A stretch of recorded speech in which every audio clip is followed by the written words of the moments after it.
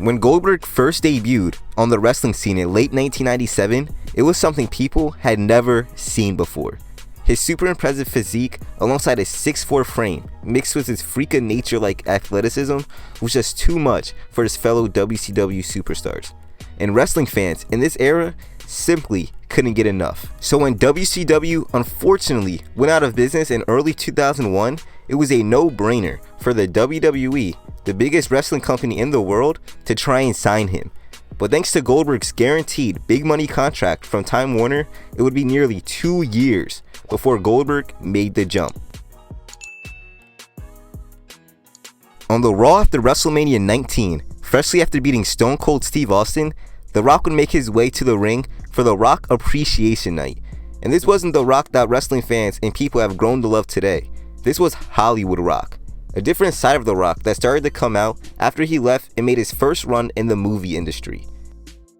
Once in the ring, after showing some of his cockiness that he learned in Hollywood, The Rock would antagonize the Seattle crowd and announce he was once again leaving the WWE due to the fans booing him, which then led to none other than Goldberg's music hitting. Next thing you know, Goldberg was coming out from backstage, still in his motorcycle jacket, looking like an absolute badass. And once in the ring, Goldberg only had 2 words to say. "You're next!" Then delivered a crazy looking spear. And just like that, Goldberg was in the WWE. Goldberg's first match in the WWE would be against The Rock at Backlash 2003, where the two had a very decent match.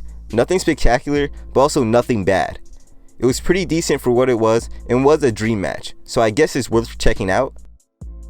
Goldberg would win with a jackhammer. This match basically told fans that unless it was on TV or against a jobber, the 3-minute sprints Goldberg was known for and had prior in WCW would be no more. But luckily for Goldberg, he was never known for his in-ring work and still remained insanely popular.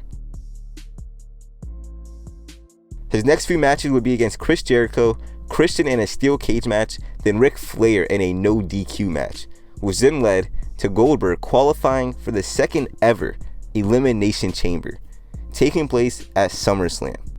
And as you guys can see, this match was stacked. Literally every one of these men are going to end up in the Hall of Fame. Yes, even Chris Jericho. This chamber match, although not as great as the one from the year prior, was very entertaining, which was due to Goldberg, who from the moment he entered this match, turned this into the Goldberg show. He ends up eliminating every single person in this match and gave fans multiple iconic moments, such as him kicking the pod open and spearing Jericho through a pod. After eliminating Jericho and Shawn Michaels back to back, it left Goldberg and the world champion Triple H. And if you were watching this live, you would fully assume and predict that Goldberg ends the pay-per-view as new champ. But nope, after a few minutes of cat and mouse, Goldberg looked to finally spear the game. But instead, this happened. Triple H catches Goldberg with a sledgehammer to the head and gets the 1-2-3, which left the crowd and fans at home absolutely miserable. Afterwards, Goldberg gets jumped and beaten by Evolution as the show fades to black. But this was only the beginning.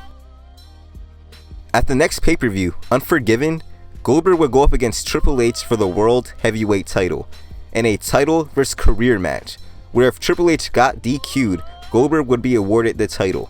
And this match ended up being pretty bad, not even gonna lie. All I really have to say is that the match is 15 minutes. 15 minutes. I mean, that's not long for a wrestling match by any means, but for a Goldberg match, come on now, bro. Good news is, Goldberg did finally win the title. He would go on to have 3 defenses, with his first one being against Shawn Michaels. Which sounds very intriguing at first, but that fades away quite quickly once you realize that match was on a random episode of Raw and ended in a DQ after 6 minutes. This pairing did have potential though, and it's a kind of shame we never really got a real program between these two legends. His next defense would be against Triple H in a rematch at Survivor Series, and what was another pretty bad match. This will get a pass though, since Triple H was actually injured with a groin injury. Goldberg's third and final defense would be a month later at Armageddon against Kane and Triple H, and after a pretty decent match and not so great reign, Goldberg would drop the title and Triple H would once again become the World Heavyweight Champion. After losing his world title, Goldberg would look to qualify for the Royal Rumble, which he did after winning a Battle Royal on Raw to get the number 30 spot.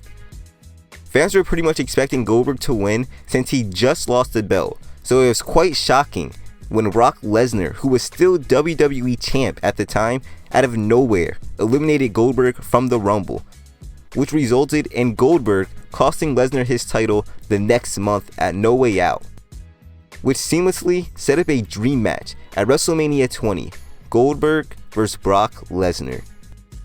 And this didn't go planned, at all. Due to both men refusing to renew their contract and deciding to leave WWE the next night, the angry New York crowd decided to completely hijack the match by chanting and just really not caring for it. And after beating Brock and then eating a stunner at Mania, Goldberg wouldn't be seen in a WWE ring for over a decade, until making his return at Survivor Series 2016, once again defeating Brock Lesnar, but this time in 43 seconds, proving to everyone the former WCW champ still had it.